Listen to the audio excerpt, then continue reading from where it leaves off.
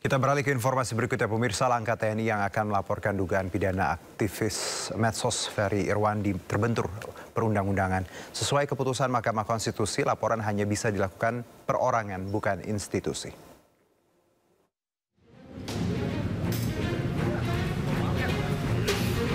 Polda Metro Jaya menegaskan aduan dan saksi ber-TNI terhadap Ferry Irwandi masuk kategori pencemaran nama baik. Namun sesuai putusan Mahkamah Konstitusi, laporan seperti itu hanya bisa dilakukan perorangan, bukan institusi. Pencemaran nama baik, terhadap institusi atau terhadap perorangan? Institusi. Korbannya sama ini. Ikuti aja. Institusi. Sebelumnya Dansa Siber TNI Brigjen Juwinta Omboh Sembiring bersama jajaran perwira tinggi mendatangi Polda Metro Jaya untuk berkonsultasi terkait temuan dugaan pelanggaran oleh Ferry Irwandi. Wakil Direktur Reserse Siber Polda Metro Jaya AKBP Fian Yunus menyebut aduan yang disampaikan pihak TNI berkaitan dengan dugaan pencemaran nama baik institusi. Dari Jakarta, Helmi Sajangbati, iNews melaporkan. Sementara itu, Direktur Eksekutif Amnesty International Indonesia Usman Hamid menyesalkan langkah Komandan Satuan Siber TNI mendatangi Polda Metro Jaya untuk melaporkan hasil patroli siber terkait dugaan tindak pidana Ferry Irwandi. Tindakan tersebut dinilai melampaui batas kewenangan TNI. Saya kira tindakan itu adalah tindakan yang tidak sepatutnya dilakukan karena berada di luar tugas pokok dan fungsi dari TNI. TNI itu adalah alat negara untuk melaksanakan kebijakan di bidang pertahanan. Bukan urusan keamanan dalam negeri, bukan urusan tindak pidana seperti yang mau diarahkan pada Ferry Irwandi.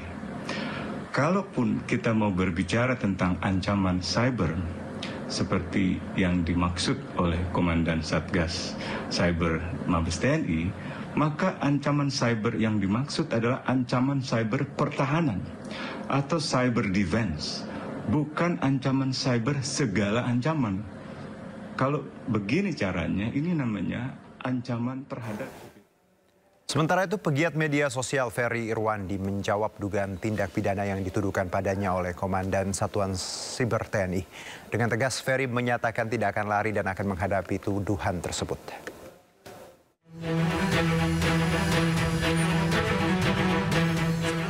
Aktivis sekaligus pegiat media sosial Ferry Irwandi tidak gentar menghadapi tuduhan pidana yang dilayangkan Satuan Siber TNI pada dirinya. Dengan tegas, Ferry menyatakan tidak akan lari dan siap menghadapi tuduhan tersebut. Dan tenang aja Pak Jenderal, saya tidak pernah lari, saya masih di Jakarta, saya tidak akan pergi ke Singapura, Cina, dan lain sebagainya Pak. Dan soal tidak bisa dihubungi, saya juga tidak mengerti. Semua wartawan bisa sangat mudah menghubungi saya walaupun nggak pernah minta nomor saya. Dan nomor saya juga udah tersebar di mana-mana. Dan saya harus konfirmasi pesan atau apapun nggak pernah sampai ke saya. Jadi itu aja sih. Dan kalau misalnya tindakan ini dianggap bikin saya takut, khawatir, cemas, tidak Pak. Saya akan jalani, saya nggak akan play victim, rengek-rengek, tidak. Sejumlah fakta yang diduga terkait dengan tindakan pidana Ferry ditemukan saat tim siber Mabes TNI sedang melakukan patroli. Saat siber kemudian membawa temuan fakta itu ke Polda Metro untuk dilaporkan. Sebagai warga negara yang taat dengan hukum, kami tentunya mengedepankan hukum. Sehingga atas dugaan tindak pidana tersebut, kami akan melakukan langkah-langkah hukum. Dugaan tindak pidana yang menyeret Ferry Irwandi kini ditangani pihak Polda Metro Jaya. Tim Liputan iNews melaporkan. Serangan Israel ke Doha Qatar menuai kecaman luas. Diskusinya akan kami hadirkan usai jeda berikut.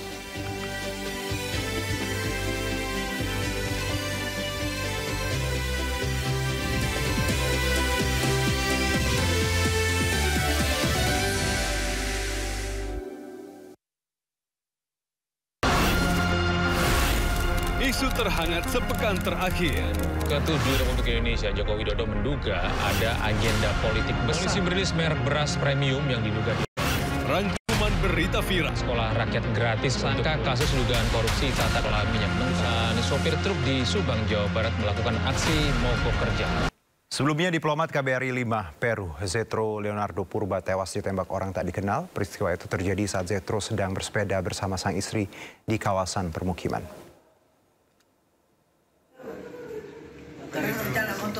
Ya, media Peru melaporkan aksi penembakan di wilayah distrik Lins pada Senin waktu setempat. Dalam laporannya terdapat korban jiwa seorang pejabat diplomatik Kedutaan Besar Indonesia di Peru. Korban atas nama Zetro Leonardo Purba ditembak 3 kali oleh orang bersenjata beberapa meter dari apartemen yang ia sewa bersama istrinya. Usai ditembak, Zetro dibawa ke klinik Javier Parado.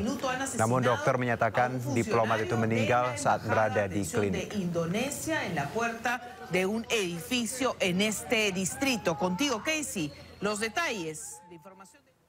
Sementara itu, upaya keluarga mengusut tuntas penyebab kematian diplomat muda Arya Daru Pangayunan atau ADP terus dilakukan. Dalam sepekan terakhir, tim penasihat hukum keluarga ADP mendatangi Komisi 3 DPR, Kementerian Luar Negeri, hingga Pusat Polisi Militer atau Puspom Mabes TNI.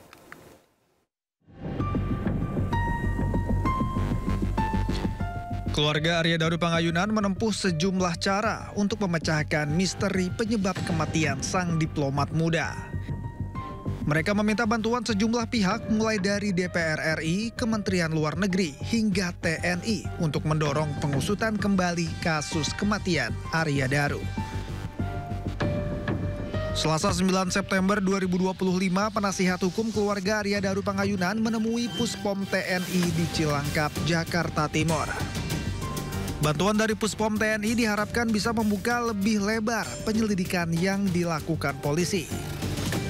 Pasalnya, TNI dinilai memiliki kemampuan dan peralatan penyelidikan yang mumpuni, serta didukung intelijen yang baik. Sehari sebelumnya, pada Senin 8 September 2025, penasihat hukum keluarga Arya Daru bertemu dengan Menteri Luar Negeri Sugiono. Dalam pertemuan yang digelar tertutup ini, Menlu Sugiono menyampaikan dukungannya untuk penyelidikan lanjutan kematian Arya Daru. Bentuk dukungan tersebut diantaranya memberikan sejumlah alat bukti seperti laptop kantor dan rekaman CCTV, serta memberi akses bagi penyidik untuk meninjau gedung Kemlo. Pak Menlu juga menyampaikan mendorong proses penyelidikan dapat dilanjutkan, terutama jika ada informasi baru yang dapat ditindaklanjuti oleh pihak penyelidik dari Polda Metro Jaya. Usai bertemu Menlu Sugiono, tim penasihat hukum keluarga ADP meninjau langsung situasi di atas rooftop gedung Kemenlu. Almarhum Arya Daru diketahui sempat berada di sana selama sekitar 1 jam sebelum akhirnya ditemukan meninggal di kamar kosnya. Kami sangat berterima kasih Pak Menlu dalam hal ini sangat mendukung upaya dari tim hukum, tim penasihat hukum keluarga untuk mengungkap kasus ini secara terang benderang dan secara komprehensif.